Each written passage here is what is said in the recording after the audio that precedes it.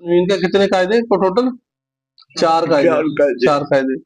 اگر ان کو نام وائز کریں اظہار، اخفاء، ادغام، اقلاب اس طرح کرتے ہیں تو یہ علیحدہ اظہار کے لفاظ کتنے؟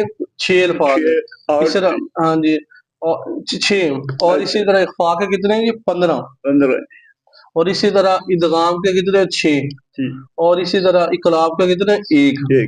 اگر ان چاروں کو ہم اکٹھا کرتے ہیں کہ جدھر غنہ کرنا ہے جدھر نہیں کرنا، ان ساکن اور تنوین کے ادغام میں سے بھی 2 لفظ ایسے ہیں جس میں غنہ نہیں کریں، لام اور را میں غنہ نہیں کریں گے. اس طرح یہ کلیئر ہو گیا. یعنی 6 حروف ہمارے اظہار کے ہو گئے.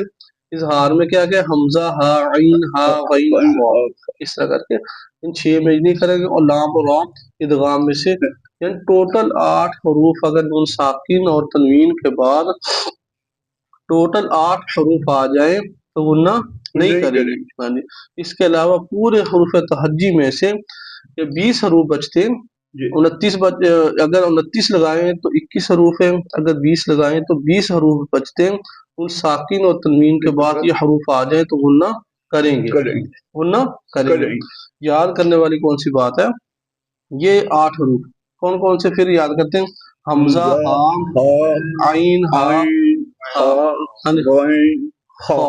اور لام اور را.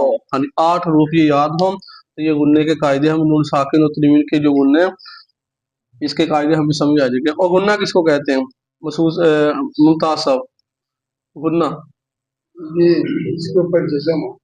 نہیں غنہ جو آواز ناک میں، ہاں جی ناک میں آواز لے جانے کو غنہ کہتے ہیں.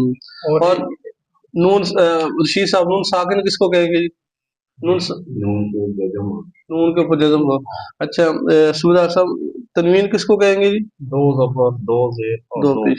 یہ سارے جو الفاظ بیچ میں ہیں ہمیں ان کا پتہ ہوگا تو پھر ہی ہم غنہ ڈھونڈ سکیں گے غنہ ہوگا کہ نہیں ہوگا. چلیں جزاک اللہ وما علینا.